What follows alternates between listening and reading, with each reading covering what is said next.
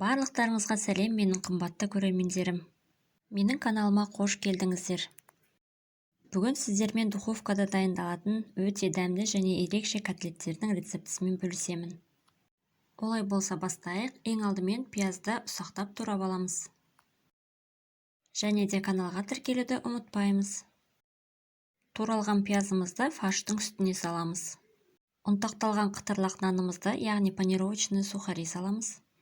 Оның үстіне бір жұмыртқа, күнбағыс майы мен салқын су құямыз.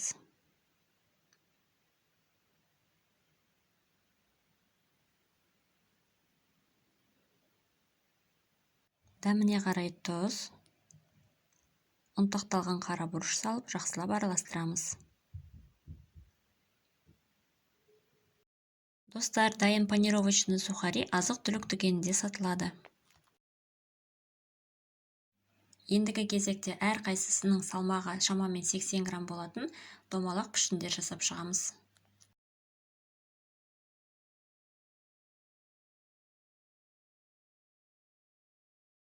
Қазір біз осы домалақ пішіндерді кеселерге орналастыратын боламыз. Менің духовкамдағы противенге 9 кесе сиятын болғандықтан мен 9 домалақ пішін жасадым. Сіздер өз духовкаларыңыздың өлшеміне қарай мөлшерлейсіздер. Котлеттеріміз кесеге жабысып қалмас үшін осындай сары маймен майлап шығамыз.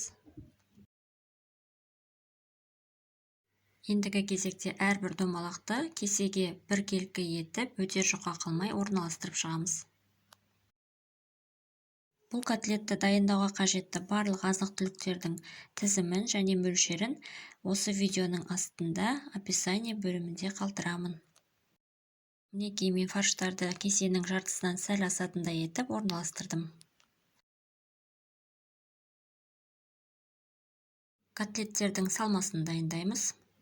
Ол үшін черри қызанағын немесе кәдімгі қызанақты ұсақтап турап шығуымыз қажет болады. Қызанақтың сұйықтығын қасықпен осылай алып тастау қажет.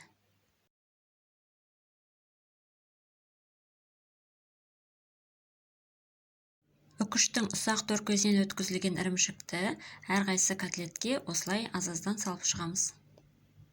Оның үстіне туралған қызанақтарды орналастырамыз.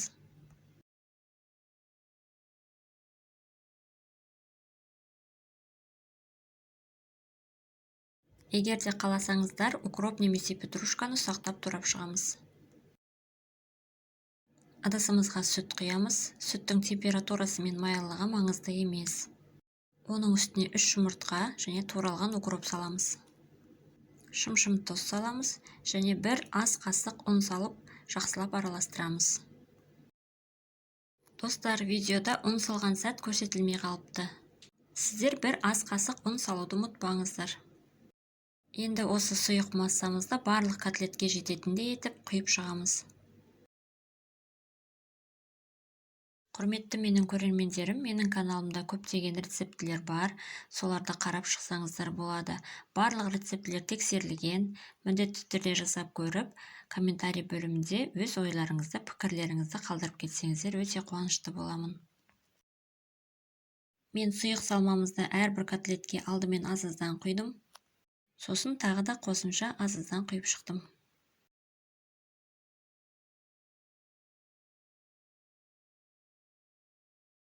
Котлеттерімізді алдын ала 170 градуста қызып тұрған пешке шамамен 40 минутқа дайын болғанша пісіріп аламыз. Әр духовканың қызуы әртүрлі, сондықтан өз духовкаларыңызға қарай пісіріп аласыздар. Міне достар, біздің хош иісті, әдемі, өте ерекше дәмді котлеттеріміз дайын болды. Сіздерге де осы рецептпен дайындап көруге кеңес беремін, ұнайтынына сенімдімін. Мен бұл котлеттерді күріш гарнирімен ұсындым. Сіздер өз қалауларыңызша кез келген гарнирмен ұсына берсеңіздер болады. Егер де күрішпен ұсынғыларыңыз келсе, менің каналымда шашыраңқы күріштің рецептісі бар. Рецептке сілтемені видео астында описание бөлімінде қалдырамын. Достар, видеоны соңына дейін көргендеріңізге рахмет, астарыңыз дәмді болсын.